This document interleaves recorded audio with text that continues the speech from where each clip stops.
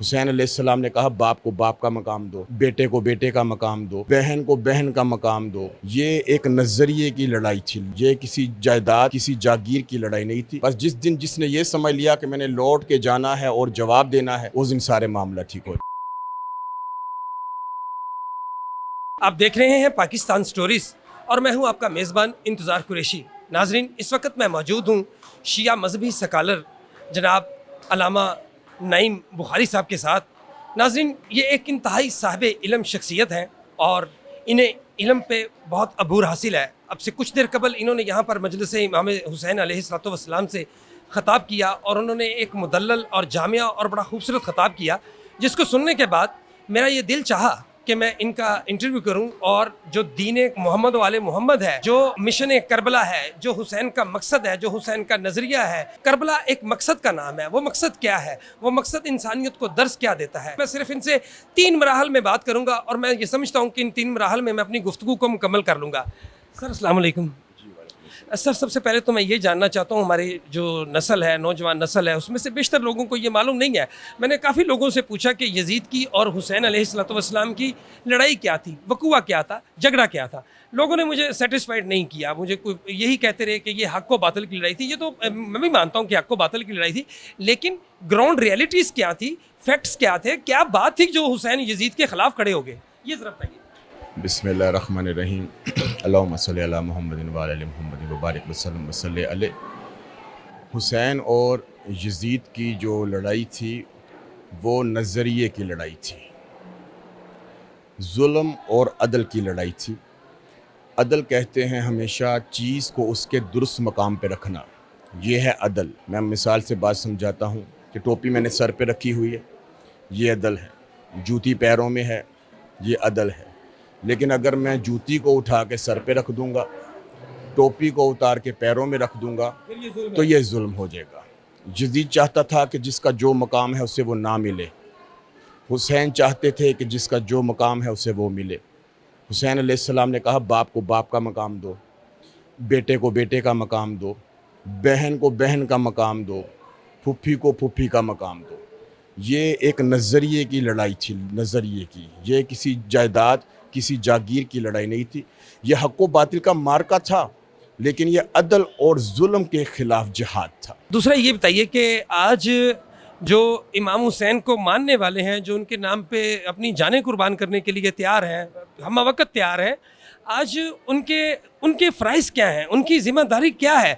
और मैं इसके साथ एक छोटा सा सवाल अटैच करूँगा कि आज के दौर का यजीद कौन है और उसके ख़िलाफ़ हमारी आज की जो नौजवान नस्ल है उसको उसके ख़िलाफ़ कैसे खड़े होना है, इस हवाले से बताइएगा। आजकल जो नौजवान नस्ल है उसने सिर्फ यही समझ लिया कि मुहर्रम का चाँद नमदार हुआ तो मैंने अपना लिबास बदल लिया तो मैं हुसैनी हो गया। लेकिन हुसैनी होने के लिए लिबास बदलने की ज़रूरत नहीं, किरदार बदलने की ज़रूरत है। अगर किरदार बदलेंगे तो आप हुसैनी हैं, अगर आपने किरदार नहीं बदला तो आप हुसैनी नहीं हैं।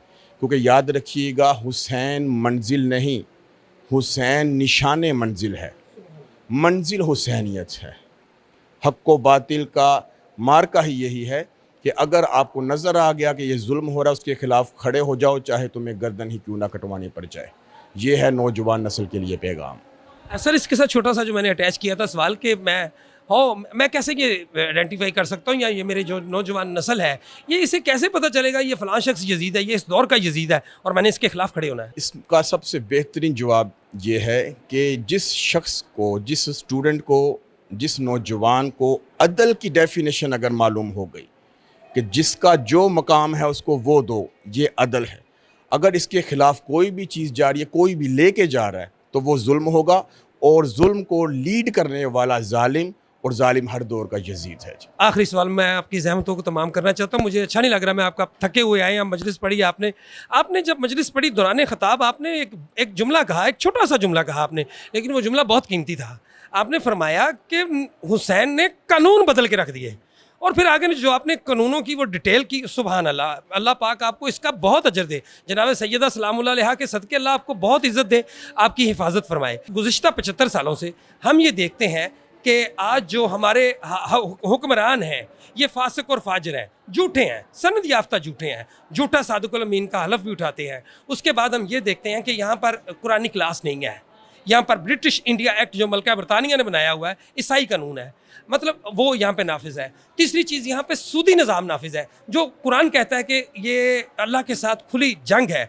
मैं ये सोचता हूँ कि अगर आज इमाम हुसैन अलैहिस्सलाम ज़ाहरी तौर पर होते तो क्या वो इन हुक्मरानों की इताअत करते, क्या वो इस सूदी निज़ाम की इताअत करते, क्या वो इस ब्रिटिश इंडिया एक्ट 1935 की इताअत करते, या वो कुरान के जो कवानीन है, जो कि सुप्रीम लॉ है, कुरान जो सुप्रीम लॉ है, वो उसके नफाज के लिए उठते, वो क्या करते? तो मुझे जवाब मिलता है कि वो इसके नफाज के लिए उठते, इसकी इताअत कभी ना करते। तो सर मिंबर हुसैन अलैहिस्सलाम बेसिकली बुनियादी तौर पर मिंबर रसूल करीम सल्लल्लाहु अलैहि वसल्लम है।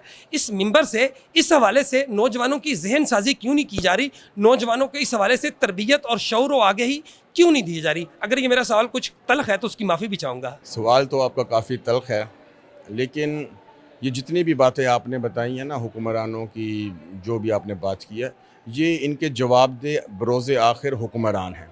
कुरान मजीद में परवरदिगार आलम अरशाद फरमाता है, अहफ़ा हसीब तुम अन्नमा खलक़नाकुम अबसन व अन्नकुम अलैना ला तुरजाऊन, क्या तुम ये गुमान करते हो कि तुम बेकार खल्क़ हुए, क्या तुमने हमारे पास लौट के नहीं आना?